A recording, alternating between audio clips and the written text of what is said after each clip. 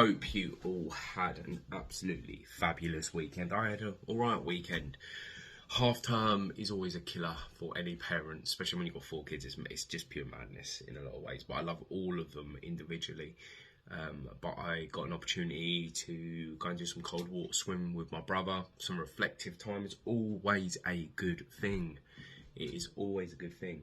So I took a break from doing any of this unit over the weekend, and it's always good to come back with a fresh set of eyes. You don't need to rush things. And I think this is half the issue with a lot of people these days. They want to rush things. Slow and steady wins the race. I continuously say that. But we're into the next question. My aim this week is to get this unit done and dusted, get it sent off to region, and then jump onto the second unit, which is about health and safety, which the more I think about it, there is a bigger and more importance to health and safety when you are doing this specific role for the people and yourself. So I'm looking forward to that unit in particular, but I'm going to get this unit cracked off this week, hopefully sent over on Saturday, and then start jumping onto the next unit. But I'm not rushing. I've said this before, I'm not rushing.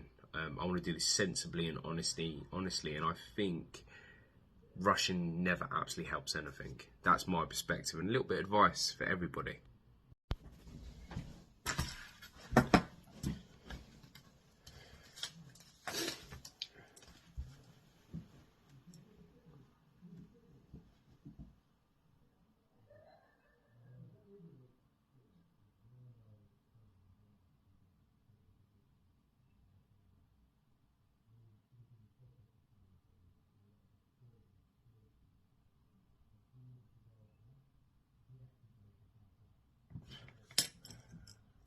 So, in this unit, or this part of what I'm reading currently, actually talks very, very clearly about the difference between a civil celebrant and a humanist celebrant.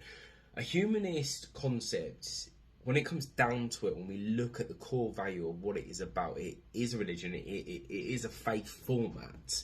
Okay, they might not call it that, but that is the honest truth. It is based on the human concept of morals that are found in true human nature, which there's nothing wrong with that, actually.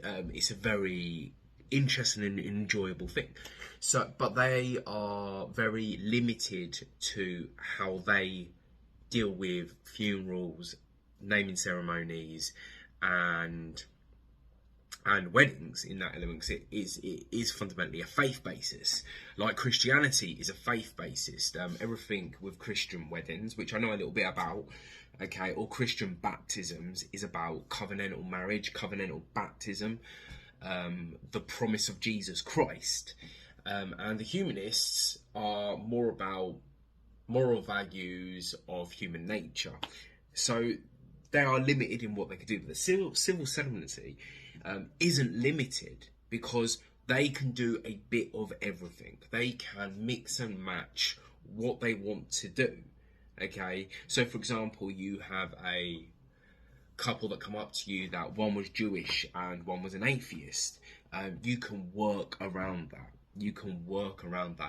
And if you just look at the pagan sort of, like, I'm just grabbing it over, pagan ritual books of hand fastening and stuff like that, for these guys, all right, this specific book here, all right, there is hand fastening services that are solely based about one religious person and one non-religious person. And I think that's what the civil settlemency can offer. If you want a bit of religion in there, go for it. We can do some hymns. If you want a little bit of Richard Dawkins read, we can have a bit of Richard Dawkins read, whatever. And the thing about this, it's the creativity of what the celebrant and the people that want these services can put together. That's important. And I think it's important to remember that every single religion, every single faith, okay, has an important role to play in these things. So humanists are just as important as Jewish, and just as important as the Christians and the Muslims and the pagans and the Sikhs and the Hindus and the Buddhists, and that element of what can be done in their services. But the celibacy role offers a bit of everything. It's a little bit like thinking about, it's like a pick and mix, man. It's like going to Woolworths back in the day and saying, you know, I want some jelly mix, I want some licorice sauce, I want a bit of this, bit of that, bit of that. And if you get a good celebrant, which I want to be so badly in this sense, right, they'll be able to create what you want perfectly. Not perfectly, yeah, perfectly to what you want, okay, with working with the liturgies and stuff like that. This particular question that I'm currently looking at is looking at the concept of what's important about being a funeral celebrant. And I'll get my notes out here because I think this is quite an interesting one, because it's really, really important to remember that the funeral industry is a big industry, and there is a lot to know about the funeral industry, and there's a lot to know about how to deal with funeral directors and stuff like that. And I think this working knowledge is super helpful in itself.